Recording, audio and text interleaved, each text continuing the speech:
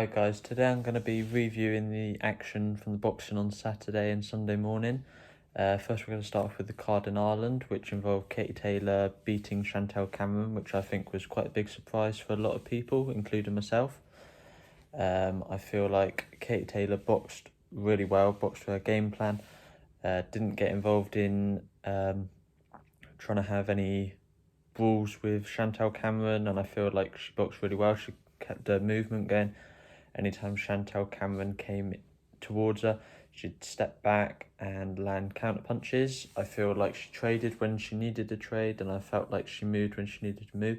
And I just think Katie Taylor performed really well. I think Chantel Cameron potentially didn't perform as well as she did last time. That's nothing taken away from Katie Taylor, but I think Katie Taylor did box possibly the best she's boxed in her entire career. I feel like Chantel Cameron potentially underestimated Katie Taylor a bit. I feel like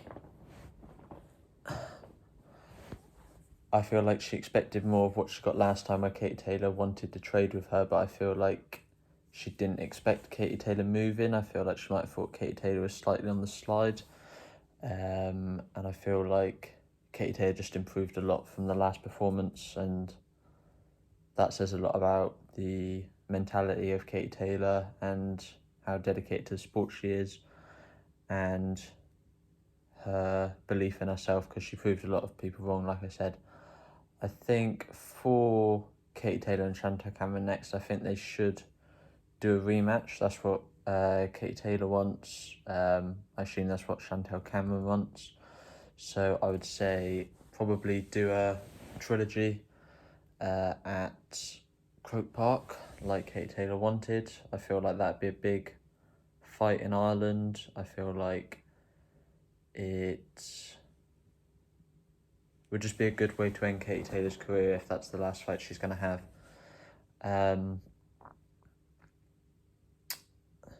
Yeah, for the trilogy, I would say Katie Taylor should probably box the same ways that she did in that fight. I feel like Chantel Cameron will come a lot better in the third fight than she did in that fight. But I just feel like it would be a very good fight, the trilogy, and I feel like Katie Taylor might be able to get it done again. So I think that's what should be next for the two of them. I think it shows a lot about Katie Taylor's mentality, how she's come back from that defeat. Everyone's saying she's getting too old, she's past it, and I feel like that's just a testament to how mentally strong she is. She said at the end with her interview, she said how anyone who doubted her obviously doesn't know her, and that's obviously true, because she's come back stronger with possibly her best performance when everyone says that she might be past it. Then in the co-main event, there was Gary Cully against Reece Mould. That was a split decision. I feel like Gary Cully got hit a lot. The hype is behind Gary Cully, so I feel like there should be better performances coming from him at the moment, but I do feel like he performed well, but I think the knockout in his last fight might have had more of a mental effect on him, and I feel like he might have just needed that fight to get over the knockout loss, and hopefully his confidence will build up again. Obviously, he'll need to improve if he's going to step up in levels through the division, because the lightweight division is very competitive at the moment. One of the best divisions in boxing. So he's going to need to really improve if he's only getting a split decision against Reece Mould to win a world title, if he wants to do that. I feel like he should fight potentially a Maxi Hughes, who's coming off that George Kambosos loss. I feel like George Kambosos lost that to Maxi Hughes, but Maxi Hughes doesn't really have that big push, and I feel like he should fight Gary Cully potentially on the Katie Taylor Chantel Cameron undercard, like if they do a trilogy. I feel like that would be a good fight to have on the card. Yeah, I just feel like more is expected of Gary Cully, and I feel like he needs to improve, and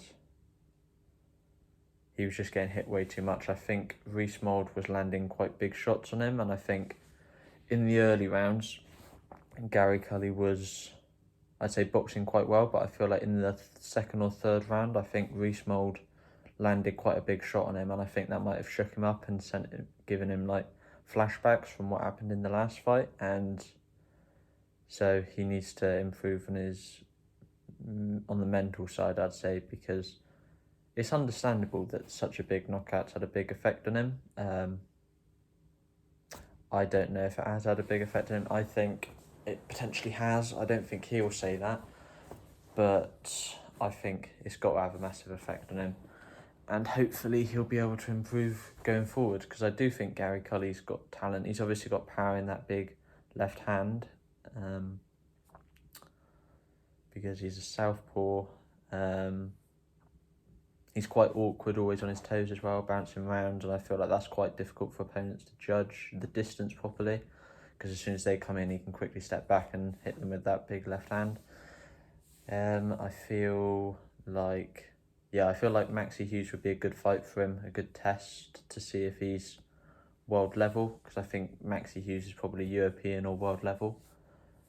So if he wants to get to a world title, he needs to be beating people like Maxi Hughes. So I feel like next for Gary Cully should be Maxi Hughes, and I think that'd be a really good fight on the Katie Taylor Chantel Cameron trilogy undercard. And then the third fight on the card was Paddy Donovan against Bull. I feel Paddy Donovan's a very talented boxer. I think he's a southpaw. Before this fight, I didn't really see much of him, but I've seen the fight twice now, and he really impressed me. He's got good hand speed, he's a good counter puncher, he's got good movement. Whenever he threw punches, he would always get his head off the centre line, so it was hard for Bull to get counters on him. He's got good movement, good footwork. I liked a lot about him, and I think with the fourth round knockout, he's got quite a lot of power. A big left hook in between punches from Bull, and I feel like that was, it's a really good knockout, and I think he should go through the levels. I think he is a good boxer, and I think he is potentially going to be one of Ireland's newest world champions in the future. A couple of years, I'd say, probably 2-3 years as he goes through the levels, but I think he is probably European level, I'd say. So potentially a fight next for him against Michael Mickinson, I think, who lost to Virgil Ortiz. Michael Mickinson's awkward, he's a southpaw as well. It could be a really cagey fight and a very awkward fight, but I feel like it would be a good step up for Donovan. He showed a lot of hand speed, and I feel like he would be able to beat Michael Mickinson. But then again, you don't know because of how awkward Michael Mickinson is, and also Michael Mickinson is a good boxer. I would like to see that fight, potentially again, because he's Irish, on the Katie Taylor Chantel Cameron 3 card. I feel like Eddie Hearn will probably want to stack that with Irish talent if they're going to do it at Croke Park to get all the fans in. I feel like that would be a good fight, a good step up for him. And that would be a good fight to get him closer to world level, I think. It would be a bit of a measuring stick to Virgil Ortiz, I think, who's now gone up to super welterweight. And he'll be fighting in January. I feel like it would be a good measuring stick to where he is compared to world level if he can beat Michael Mickinson, because Virgil Ortiz was world level at welterweight before he moved up. Then you've got Sky Nicholson. She won her fight. I feel like she boxed really well. She did get stoppage in the 9th round, but that was a corner stoppage. As soon as I like her movement, she's on her toes. She was whenever her opponent came closer to her, she would counter her with a left hook and pivot round, and she was always on the back foot, waiting for her opponent to come towards her to counter. I feel like she's a really intelligent boxer, and now she's not trying to go to the Olympics anymore. She's focusing on professional boxing, which I feel like might allow her to develop her professional boxing style instead of her amateur boxing style. So she might be able to hold her feet more and potentially get some more knockouts. But yeah, I don't know if that's just her style where she doesn't really get many knockouts because of her style, or whether she can slightly adapt that. But we'll see going in the future, I guess. I feel like she should fight Amanda Serrano next, because I think she has a WBC silver or WBC interim featherweight title, and so she's the mandatory for Amanda Serrano. I feel like Serrano probably will be able to beat her with the pressure, punch combinations and the power. Serrano has a lot of power, and I feel like she might just be able to walk straight through Sky Nicholson's power, because again, that fight, although it finished in the 9th round, it was a corner stoppage where they threw in the towel. So I think it wasn't like she stopped her opponent from big powerful punches. It was more of a sustained beating, and I feel like Serrano might be able to just walk through that and probably get the stoppage later in the fight. Then moving over to America, we've got David Benavidez against Demetrius Andrade. I thought David Benavidez would get the win in the later half of the fight, get stoppage potentially, or win on point. He won it in the 6th round. They stopped it between the 6th and 7th round, the corner did, and yeah, it played out how I thought it would play out, to be honest. Demetrius Andrade had some success early in the fight. He did good combinations, but David Benavidez just had that high guard, and not much actually got through the guard of David Benavidez from Demetrius Andrade, and yeah, it was very good defense from him. I also think David Benavidez is quite underrated footwork. He's able to get in and out of distance quite well and change angles and pivot around Andrade to land his combinations when Andrade was on the ropes. I think that's quite underrated. His body punches were definitely wearing Andrade down. And yeah, he got the knock. Benavidez knocked down Andrade in the 4th round, and then got a stoppage, like I said, between the 6th and the 7th round. Benavidez has a lot of power in his combinations, all of his punches. He should now be looking for a fight against a Canelo or Morel, I'd say. I'd prefer Canelo because I don't see who else Canelo has got to fight. Like, the people Canelo can fight, I guess, are Jamal Charlo, who I'll get on to talking about in a minute, and Morel, but I don't think he'd fight Morel because he's not a big enough name, or potentially trying to get the Bivol rematch, but I think Bivol's going to try and fight Turbiev next year, so I don't think he'd fight Canelo again. So I do think Benavidez should fight Canelo, and I think that'd be a really good fight because Canelo would have to perform at his best in that one. I don't feel like Canelo has a lot of power, but I don't think it would be enough power to stop Benavidez coming forward potentially in the later rounds. And we've seen more in, I'd say, probably the Gennady Golovkin fight, the 3rd fight, and the Ryder fight. I think Canelo's tired later on in the fight, and that's when Benavidez is at his best. He starts off early, keeps his hands up, moves forward, wears down his opponent with body shots, and then gets him on the ropes in the later rounds with combinations. I feel like that would be a really good fight.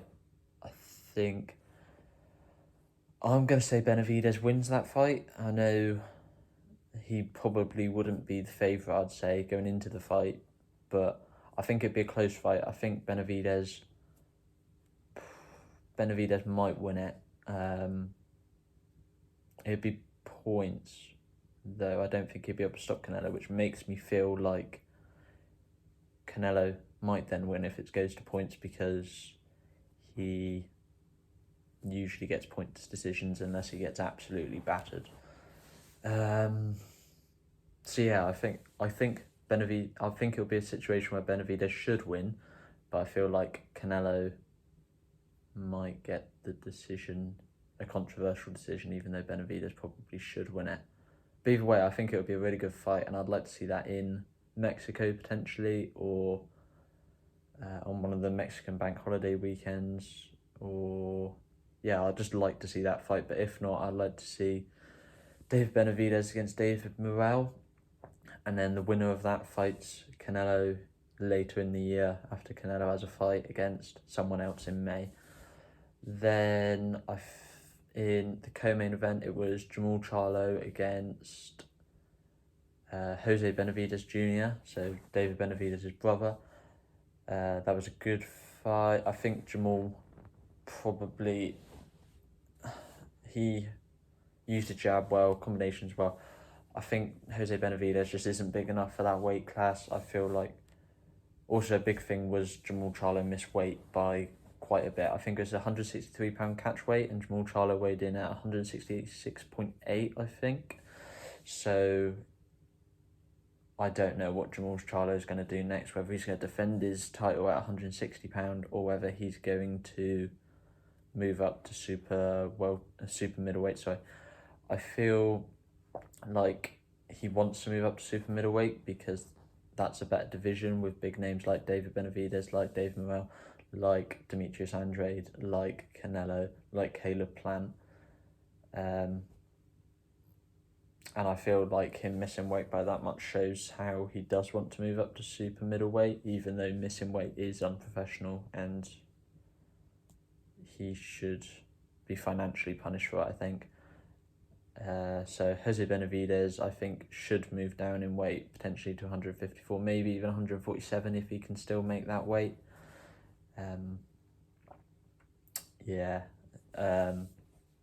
I think Jamal Charlo just had enough power to keep him away from him. Good combinations. He constantly fought on the back foot, which I thought was quite good because I usually associate Jamal Charlo with coming forward a lot and aggressive pressure. But he came backwards, moved around the ring, and I think that was quite good to see that defensive side of him, because he might need that if he does fight a David Benavidez or a Canelo in the future. But I feel like they'll both beat him. Then we've got, so who I think he should fight next, sorry. I think Andrade, I do think Andrade in the main event, sorry. I think Andrade should fight, he could either fight a Charlo, or he could fight a Morrell, or he could fight, who else can Andrade fight? I'd like to see Andrade fight Billy Joe Saunders, actually, because Billy Joe's obviously coming back from his layoff that he's had. He's also probably going to fight at 168 pounds because of how much weight he's gained. I think he then needs to come back down in weight. He's supposed to be making his comeback in early next year at some point, so I think that would be a good fight against Andrade, because they were also scheduled to fight at 160 pound, which is middleweight, in quite a few years ago, and that got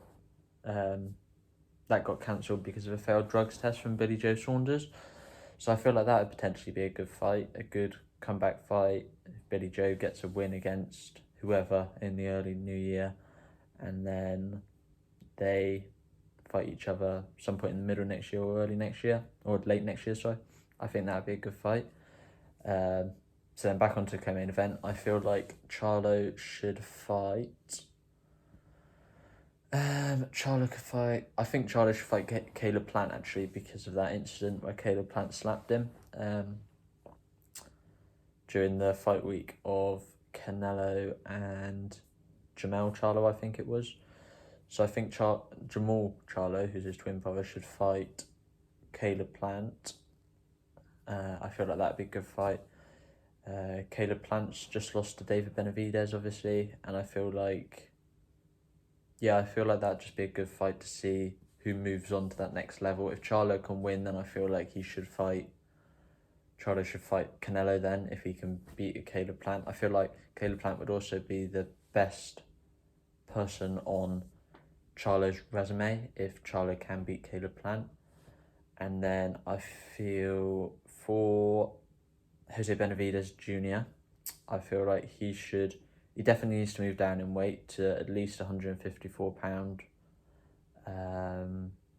So if he's going to fight at £154, I wouldn't mind seeing him against Sebastian Fundora. I think that'd be quite a good fight. Or a Brian Mendoza, who's just lost to Tim Tszyu, or just someone around that sort of level. Maybe a Erickson Lubin, or Brian Castano, like maybe just below world title level.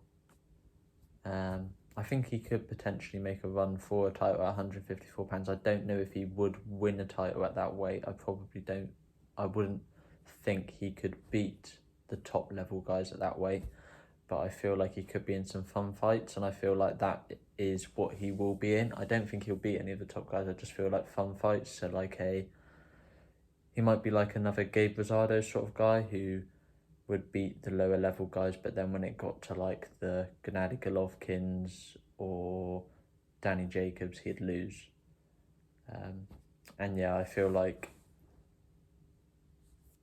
Jose Benavidez is potentially one of those guys now who loses to the top guys. And then underneath that on the card was Lamont Roach beat Garcia, Hector Luis Garcia, by a split decision. So obviously a close fight. I haven't actually seen the fight. I've just seen the result from that one. So if it was that close, I'd think either a rematch or potentially trying to unify the belts. Obviously, like I said, I haven't seen the fight, so I don't know if it was a close fight and whether it deserves a rematch because it was a close fight, or whether he should just move on to another opponent. So I think maybe if it was a close fight, rematch. If it wasn't that close a fight, I feel a unification potentially against a Navarrete or a Oshaki Foster, because I don't know. Oshaki Foster obviously fought on DAZN on his last fight for Matchroom, but I don't know if Oshaki Foster's signed to Matchroom. If he's not signed to Matchroom, I think he's signed with PBC, so that'd be an easier fight to make. Potentially. Although again, I don't know if Lamont Roach is with Golden Boy, who's also on DAZN. So I feel like that would be a good fight, Oshaki Foster and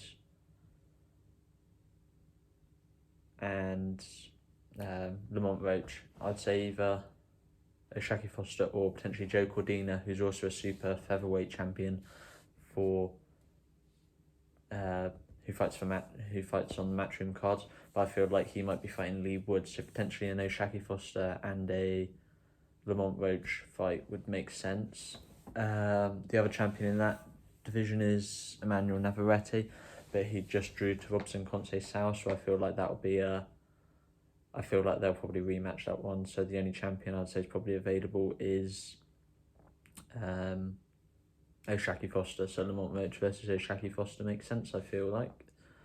And then you've got Matthias versus Ergashev. Both guys had amazing knockout ratios coming into the fight. Matthias got I think it's a corner stoppage in between the 6th and 7th round again, I think, unless I'm mistaken.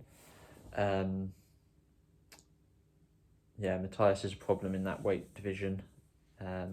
He's very, very powerful. Like, in the early rounds, I think Ergashev probably got the better of him, but then Matthias just kept coming forward, kept the pressure up, and just yeah, he's a problem. He's got a lot of knockout power. So I feel like Matthias should probably. I've only seen the highlights of the fight, so I can't really make a lot of points about it. I just feel like, I feel like Matthias should fight another champion. So potentially Teofimo Lopez or the winner of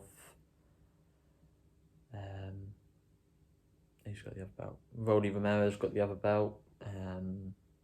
I feel like that would be an easy fight to make because they're both on PBC. However, I don't think Rolly Romero will fight Matthias. I think he'd probably rather fight a Garcia or someone like that because it's a bigger money fight, and I'd say possibly less risk than a Matthias because I feel like Matthias isn't well known, but I think he's probably better than Ryan Garcia.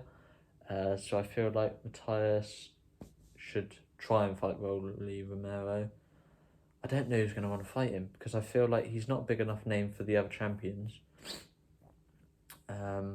Like the winner of Prograis, Devin Haney. Although Prograis has expressed that he wants to fight Matthias, so potentially a Prograis fight.